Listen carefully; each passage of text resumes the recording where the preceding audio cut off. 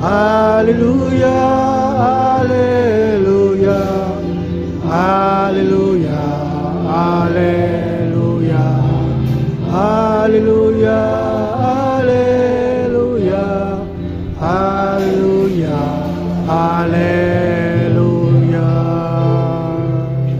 The Lord be with you. And with your spirit. From the Holy Gospel according to Saint Matthew. Glory to you, Lord.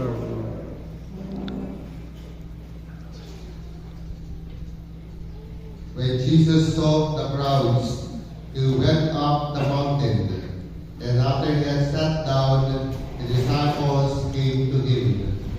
He began to teach them, saying, Blessed are the poor in spirit, for theirs is the kingdom of heaven.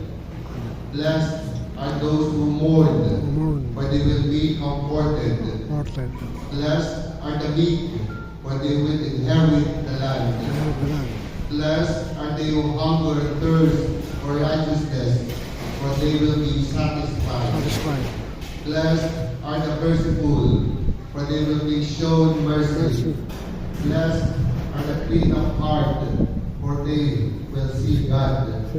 Blessed are the peacemakers, for they will be called children of God. Blessed are they who are persecuted for the sake of righteousness, for theirs is the kingdom of heaven.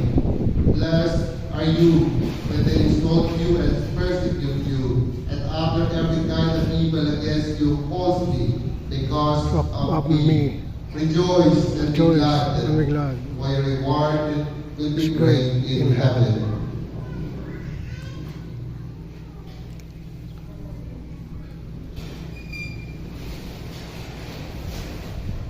The Gospel of the Lord. Praise to you, Lord Jesus Christ. Una-una po, magandang hapon sa inyong lahat. Magandang hapon po naman. Salamat po. Palakpak.